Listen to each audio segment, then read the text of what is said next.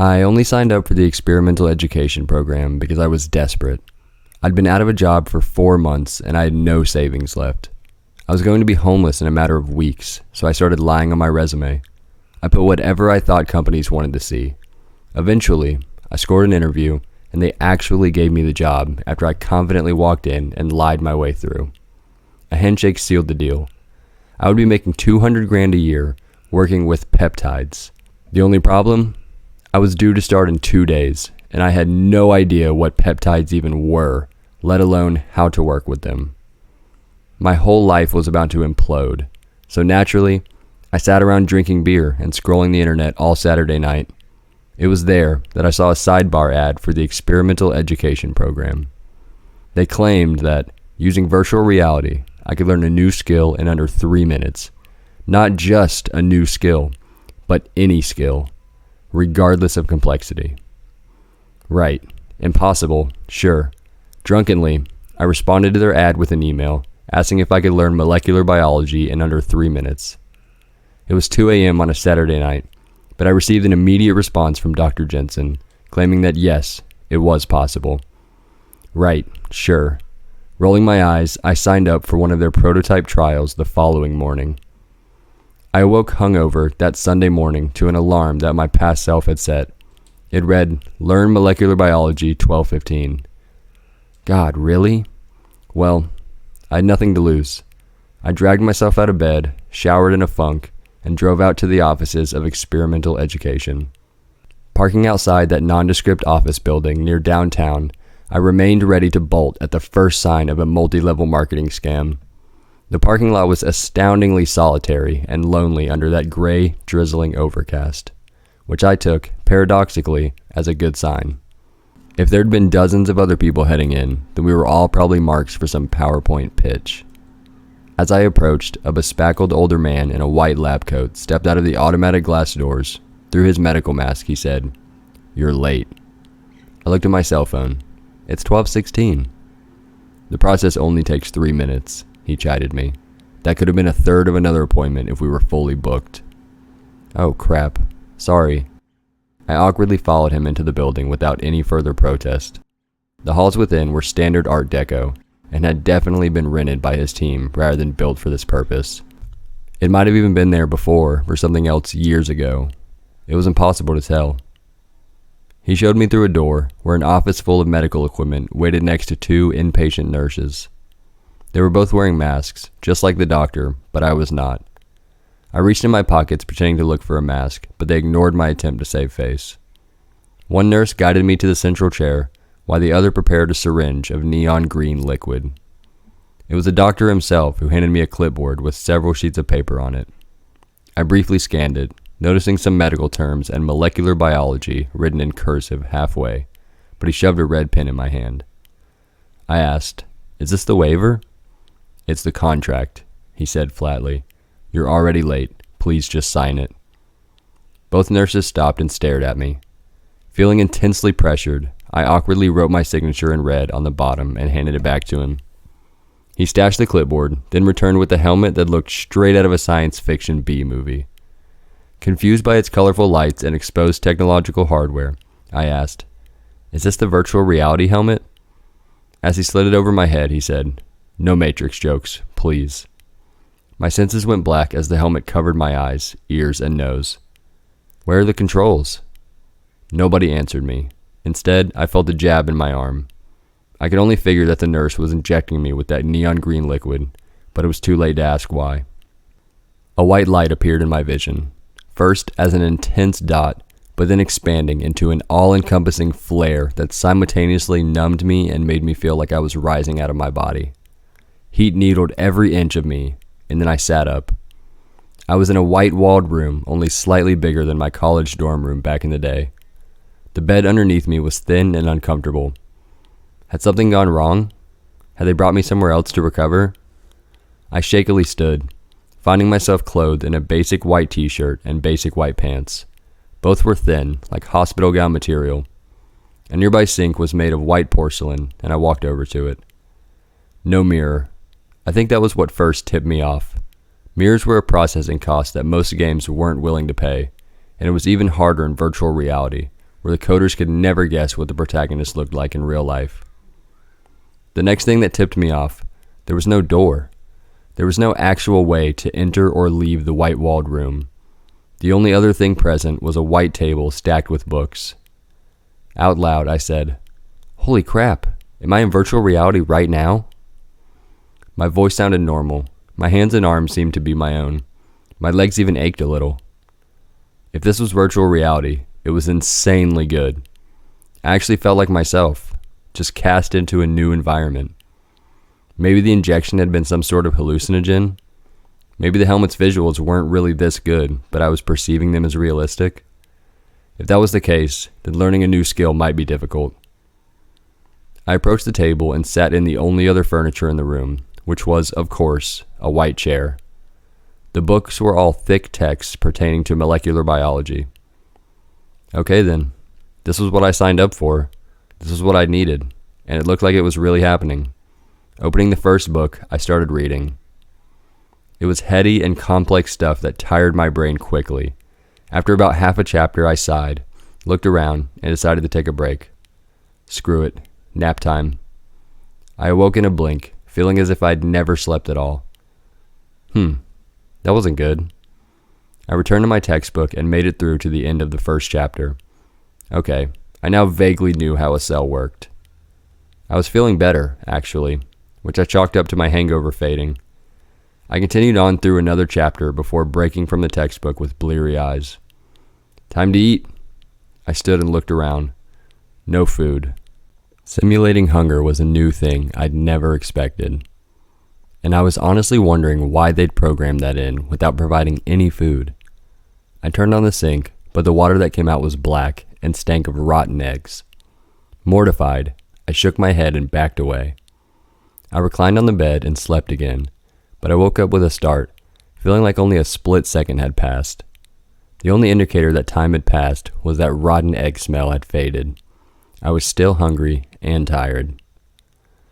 As great as the simulation was, it was terrible in certain very fundamental ways.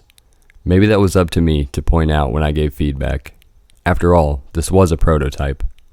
I returned to my textbooks, pushing through what learning I could, until my hunger, thirst, and tiredness became too distracting. They'd created something amazing here, and I was indeed learning molecular biology. But was I supposed to read this entire stack of textbooks while starving, parched, and sleep-deprived? I needed to do this for my new job, so I kept at it, forcing myself to focus. I actually finished reading and understanding the first entire textbook before the screaming inside my body became too overwhelming to continue. Maybe the information from the single textbook I'd read would be enough to fake my way through a Monday morning. I had to give up on this. Standing, I tried to speak. Instead, I coughed. I hadn't spoken in how long? I couldn't tell.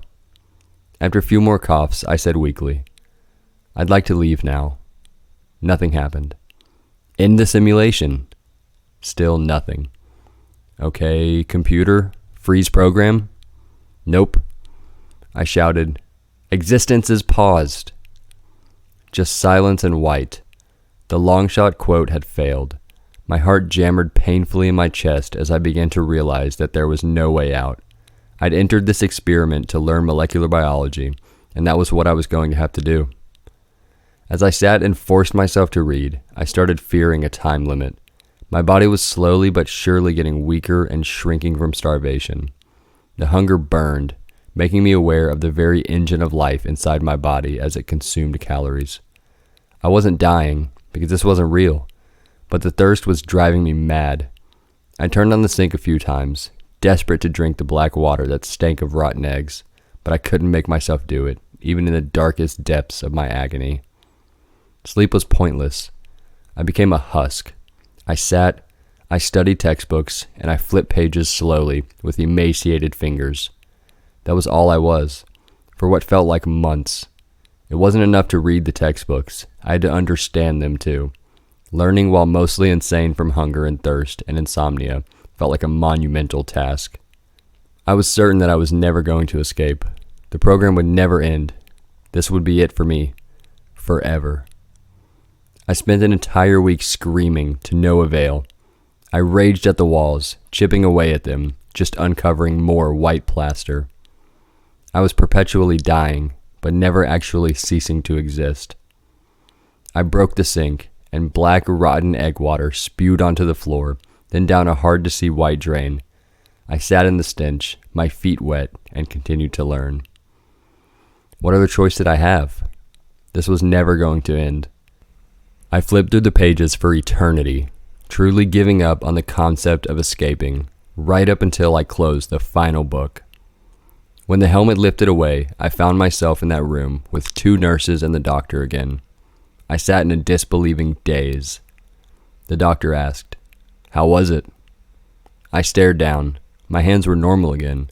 My arms had their former strength. I touched my face, finding that I was not a husk. Wide-eyed, I fixated on his question. It was horrible. I was starving and thirsty and tired the entire time. He nodded. That's a manifestation of the cost of thinking so rapidly. You just experienced 7 months of intense thought and learning in 3 minutes. He nodded at the empty syringe in a nurse's hand. That liquid we injected you with contained concentrated neurochemicals, electrolytes, vitamins, and the like. We were hoping it would lessen the pain involved. I grabbed his arm. It was the worst thing I'd ever been through. Yes, but did you learn molecular biology like you wanted? Thinking it through, I realized I had. Then that's a success. All that's left is refining the technology. I let go of his arm and grimaced apologetically. Rising shakily, I wandered for the door. They didn't even lead me toward the front of the building. The 3 just went about their business, readying the room for their next subject. I wasn't even sure how I got home. I just lay there all evening and all night, staring at the ceiling as intense trauma rushed around the edges of my awareness. When my alarm went off to wake me up for the first day of work, I was still just lying there with open eyes. But I did know molecular biology. I was already dressed. I just dragged myself up, drove up to my new office, and floated through my first day at my new job. They gave me some training, and I actually understood the science. What I didn't understand was how experimental education's technology was even possible. The naive young version of me that had gone into that machine would never have questioned the fundamental technologies at play. But they just taught me everything I needed to know. All day long, instead of doing my job, I thought about just how powerful that neon green liquid would have had to have been to do what they claimed. The brain was the most expensive engine in the human body, and running it for 7 months would require far more than a syringe, no matter how densely packed the contents. That night, I remained awake, still staring at the ceiling. I hadn't slept in 7 months, so closing my eyes and trying to do it still felt unnatural. The nightmare I'd gone through felt simultaneously like an eternity and a mere instant. I just kept coming back to the same question. How? I tried to ignore that persistent question, and I did manage to take some fitful naps filled with flashback sensations to that white-walled room. But I only made it 2 more days before I couldn't take it any longer. That Wednesday night, I drove back to the office long after it had closed. The front door was locked, but the signs for experimental education were still up. Returning to my car and fetching a tire iron and a bag, I carefully crept around the corner, along the shadowed side of the building and toward the back. There in the darkest and quietest corner of the alley, I found a low window that would serve. Was I really going to do this? I had to know. The tire iron shattered the window with just a light tap. I winced. Somewhere a dog barked. I waited, but nobody human seemed to have noticed the sound of falling glass. Steeling my resolve, I carefully lowered myself into the basement. In the dark, I felt my way past stacked chairs, tables, and other generic office equipment. Nearing the dim light of the stairwell, I felt something soft, warm, and wet. It was fabric, but it was a person. He groaned, and I hurriedly backed up. Standing there in the dark, I waited, terrified. I was busted for sure. Someone had found me, right? When he didn't say anything, I sensed that something was wrong in a very different way than I'd expected. Moving further, I found a light switch, then turned around to look. A tan-skinned man of vaguely Middle Eastern appearance was hanging by both arms from 2 thick chains embedded in the ceiling. He was wearing a black business suit that had been sullied by assault, and long trails of blood, both dried and fresh, ran from his ears, head, and neck. It was immediately obvious that someone had beaten this man half to death and chained him here in the basement of this office building. But knowing that only made me even more frightened.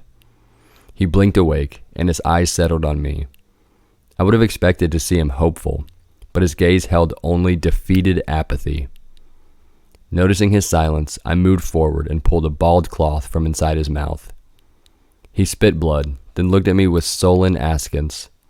I prompted, do you need help? I couldn't place his accent. He simply said, "Release me." "Yeah, of course," I said quickly. "I'll go get help." "No," he responded wearily. "Sorry, what? You don't want me to get the police?" "You have to make the choice to release me yourself." I hesitated. What the hell does that mean? Of all the responses he could have given, I didn't expect a laugh. His tired snicker echoed throughout the basement, setting me on edge. There was something very, very wrong here. Something very, very wrong with him. I had no idea what his relation was to experimental education, if he even had one, but I backed away with an increasing urge to run. He just stared at me, never blinking. I found the stairwell and stumbled my way up, keeping my eyes on him as long as I could. When I finally closed the stairwell door quietly behind me, a palpable primal fear drained out of me. Something about that chained man had frightened me in a way that was deeper than logic, and deeper than mere emotion. After I was done here, I was going to call the police, and I was never going near him again. I moved through dark hallways lit by red exit signs until I found the room I remembered. The equipment was all still inside, and after waiting and listening for another few minutes, I dared enter and turn on the lights. Quickly, I moved to the biohazard container. A whole pile of used syringes lay within, and I could see neon green glimmering in most of them. I picked out a handful and threw them in my bag. I could take them to someone for analysis later. Next, I found a stack of waivers. No, not waivers. They were contracts, exactly as the doctor had said. They were written in odd, archaic legalese, and while I could recognize some language pertaining to learning skills and to amenities provided that mentioned a bed, a table, and a sink, the rest made no sense to me. What the hell was I reading? Why had I been asked to sign this? Stuffing them in my bag as well, I moved on to the crown jewel of the room, the virtual reality helmet. Lifting it high, I examined it closely. I looked for cords, but there were none. I opened the back panel, but it only contained a few batteries to power the lights on the outside.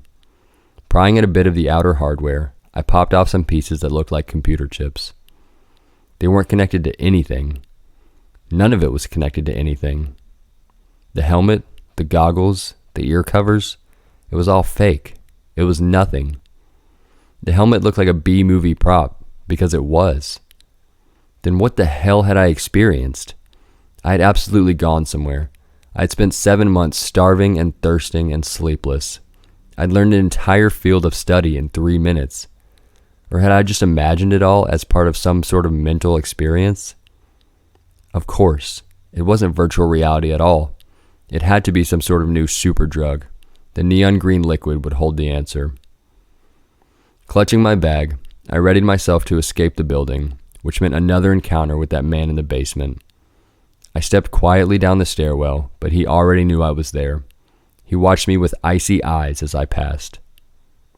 I paused below the window, wondering if I could really just leave him here. He said with genuine hate, "Your suffering will be legendary." I turned, locking eyes with him. His anger turned slowly into an understanding grin. Oh my, it already was, wasn't it? His mocking laugh followed me as I climbed out to the window and ran for my car. I didn't call the police. Something about him had been far too strange. I just sat at home the rest of that night, catching what nightmare-filled sleep I could, and then brought some of the neon green liquid to a coworker the next day for analysis. Then, I did my best to try to get on with my life. My sleep was tortured. I was constantly on edge, and I was fearful at random times. But I finally had a job. My landlord was coming around asking for rent. I told him I'd found a position and was about to get paid, but he reminded me that I was already extremely behind and very close to eviction. No problem. It was almost payday. Except, when payday came the next week, I opened my paycheck to find a statement for $0. Of course, I went to see my boss, who looked at me with confusion. He said, "Didn't you read your hiring contract?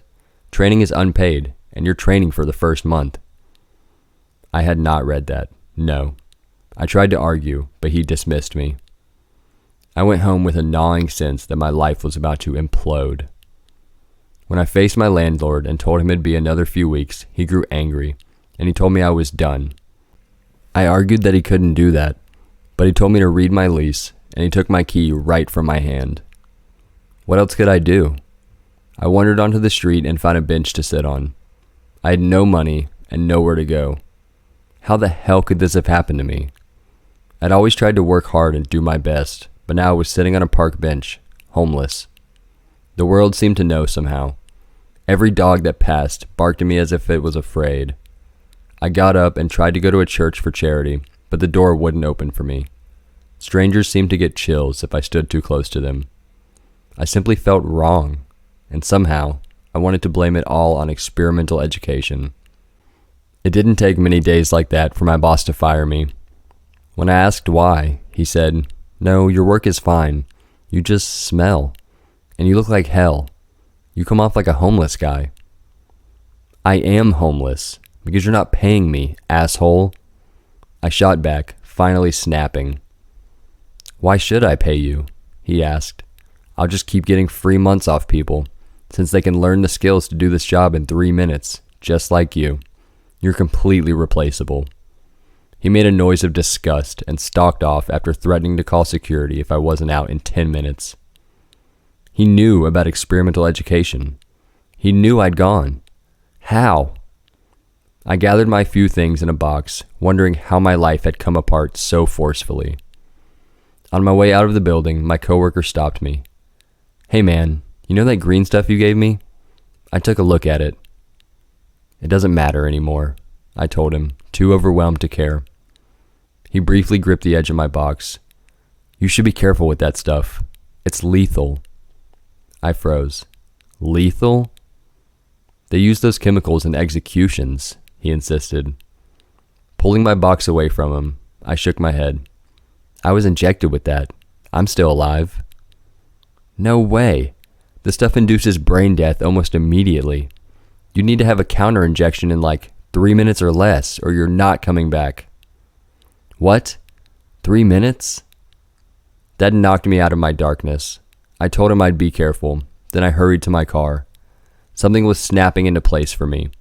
Experimental education hadn't been using virtual reality at all. The truth was far darker and more twisted than I could have ever guessed. I drove back to their office building and waited until I saw the doctor and nurses leave. The back window had been hastily patched with wood, but I removed it with my tire iron. Then, I slipped inside. The strange and frightening man was still chained within. His head was leaking fresh blood from a recent wound, but he was smiling as I approached. I held my contract in my hand. I read it. "Good," he said with a grin. "What did you learn?" Now that I finally understand what they're actually doing, the archaic language makes sense. I told him. They're killing people. They killed me, at least for a little while. Then they brought me back with a counter injection. But I signed a contract for the experience I would have while dead. I pointed at his head wound. The red pin. It was filled with your blood, wasn't it? His grin widened into a smirk. "You're beginning to understand." "Those assholes," I replied, filled with equal parts admiration, disgust, awe, and hopelessness. They actually managed to commoditize the human afterlife. They actually managed to turn hell into a product, just another way to make us even more expendable. He nodded, his eyes filled with animal fire. "If I free you," I said slowly, the same fire raging in me, "what will you do?" "I'll kill them," he replied, genuine in his anger. Then I'll kill their masters, and their masters, right up the chain until I reach the true monsters. I will topple this world, one brutally torturous murderer at a time. I will burn it all down and sink humanity into a lawless age of darkness. I didn't need to look for the key to his chains. In a sense, I already had it. I touched my contract to the metal links, and they rusted away. All I had to say was, good.